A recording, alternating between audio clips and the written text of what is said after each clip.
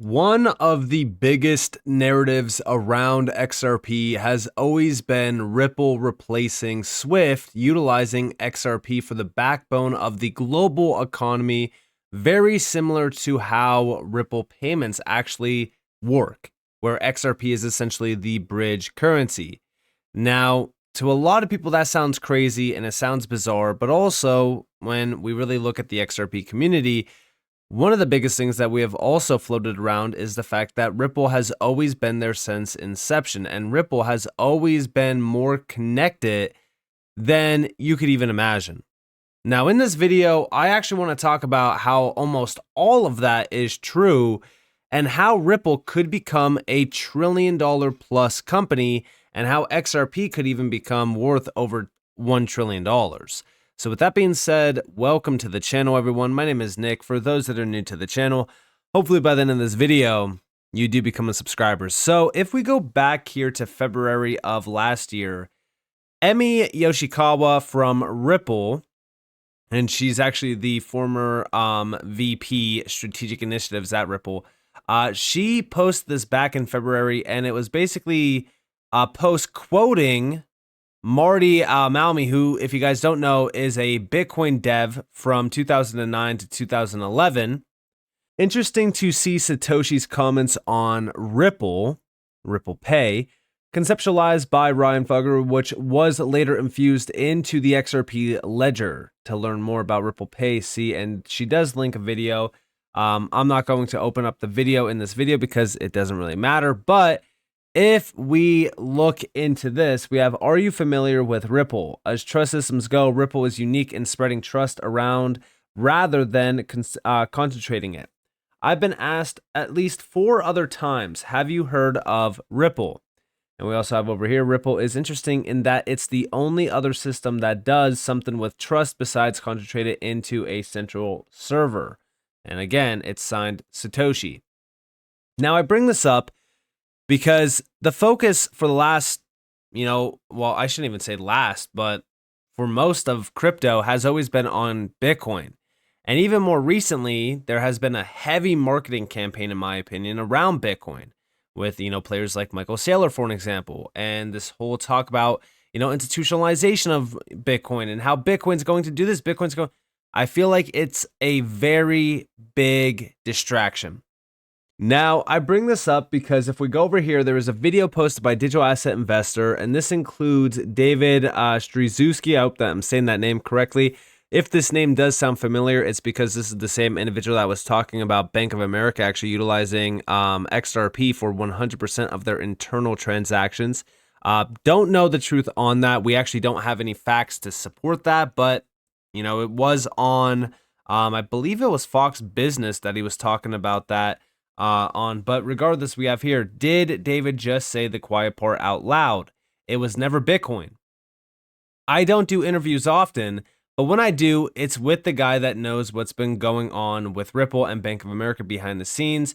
Now, there is going to be an interview with David that's going to be posted on Digital Asset Investors YouTube channel from what we could see here. But check this video clip out because it is very important. I actually think that there's coins I'm going to make a lot more money in and that are going to be even more strategic to the future. Because see, the one thing that we don't know about Bitcoin is that we know that it cannot transact quickly. And so because it's unable to transact quickly, we have a time frame right now where this leading asset class, the #1 asset class in crypto, which doesn't transact quickly, therefore it's not a really great quick medium of exchange.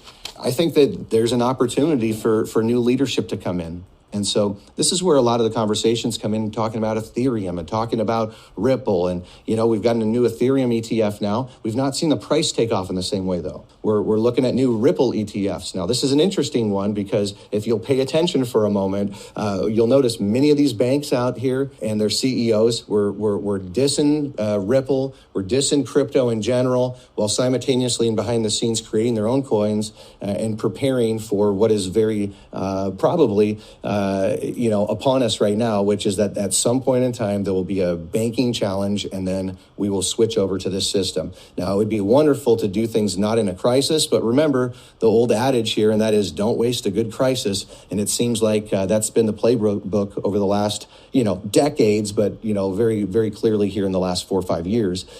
Now, what he does say is very interesting, right? Like, don't let a crisis go to waste. And it kind of feels as though we're building up to that big bang effect where, we do have a financial collapse headed our way and it's unavoidable. It's almost unavoidable. I mean, listen, you don't have to be a rocket scientist. You don't have to be, some expert analyst or anything like that. You don't even have to be following finance to see that the system is broken. Look at the, value of homes. Look at the, cost of groceries. Look at the cost of just everyday life. We can't continue on this unsustainable path without hitting a brick wall and something happening, which will ultimately lead us down a path to the complete realignment of the financial system utilizing new age technology. We have the AI narrative growing every single day. The best way to tap into AI at scale is tapping into blockchain. Every single thing that we address when it comes to new technology, when it comes to anything, we always look back at, all right, well, all the documents include blockchain. Crypto is always in discussion whenever it comes to this, next generation of technology. But it also leads us down the path to, bringing up Ripple, because we have to address Ripple. And even over here, we have Ripple as the company to be paying attention to. I believe that the United States will be looking at this as a swift dollar, a way of transacting and doing a lot of different things. So XRP is the ticker on that. Now, again, this is from David. Now, the big thing that I do want to mention here, and maybe I'm the only one seeing this, but it feels like David, because he's the CEO of Sound Planning Group.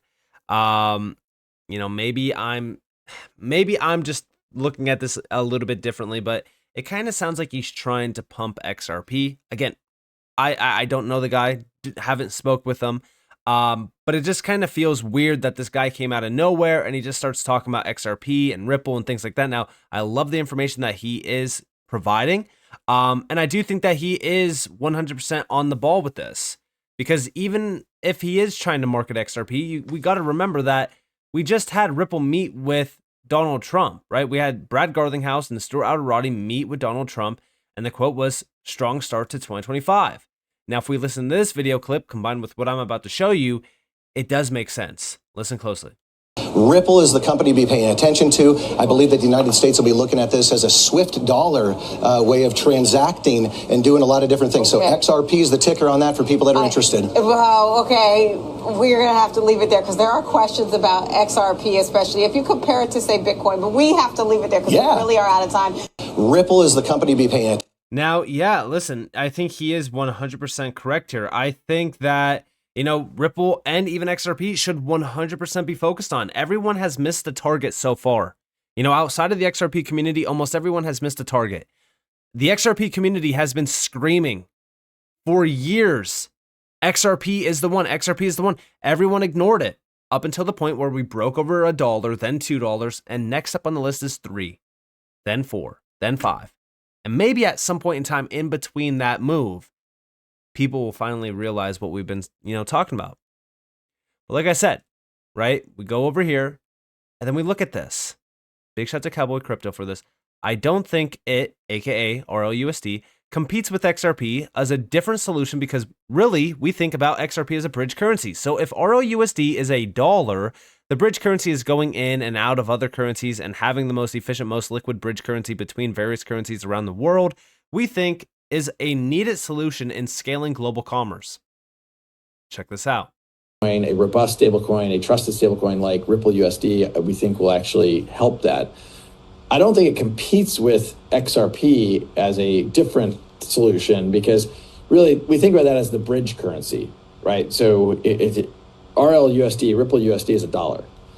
Bridge currency is going in and out of other currencies and having the most liquid, most efficient bridge currency between various currencies around the world, we think is a needed solution in scaling global commerce. A robust stablecoin.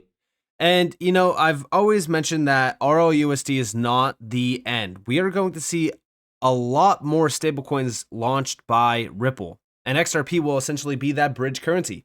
It almost feels like Ripple is building the, digital financial system for the big banks. It just feels like that. Maybe I'm wrong, but it does feel very similar to that. But beyond this, right, we know that the long-term vision here has always been Ripple essentially, becoming Swift. Okay. And we have over here, Ripple director says Swift wants to integrate the technology into their payment system. It's the XRP Ledger. Now, again, regardless of what this statement says, the video clip is what I'm focused on. And this is an old video clip. Before you guys go to, try to call me out in the comments, yes, it is an old video clip. But I want to bring this back up because I want to talk about this in terms of Ripple working with Swift, not replacing Swift, still utilizing XRP and blockchain-based technology. Check it out. Here's a discussion surrounding crypto replacing Swift. So we did speak earlier where you mentioned that it's not necessarily about replacing Swift, it's about complementing it. So let's get some more information on this. Okay. I used to work for Swift. I was Swift for 20 years, so Swift is flowing through my veins. Swift is the preeminent messaging system for the financial industry, which covers, say, payments, FX, trade, in terms of securities, etc., Nostra reconciliations, etc.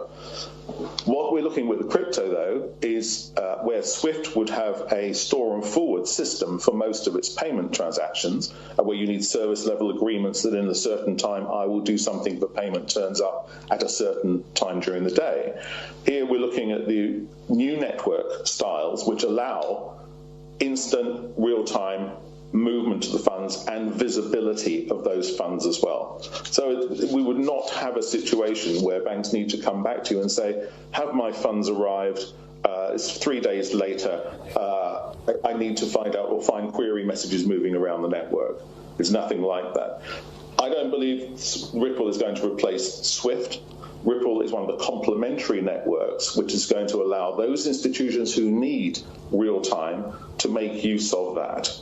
And I think we're also seeing that Swift are changing their network capability so that real time will be a possibility as well. But we may also see Ripple XRP moving across the Swift network as a currency when we're perhaps using something like FX. Now, so I just slightly. Now, believe it or not, this is a very old clip, but guess what? It literally spells out what I have been addressing when it comes to RLUSD. Like I said, there will be RLUSD, there will be RL Euro, there will be all these, different fiat currencies on the XRP Ledger. And if we're thinking about that, Ripple already covers 90% of the FX market. If Ripple and Swift integrated tomorrow, we could ultimately see a very big move here. And Smoke Dog actually quoted a post by Mr. Man XRP where he said Ripple and Swift will connect eventually.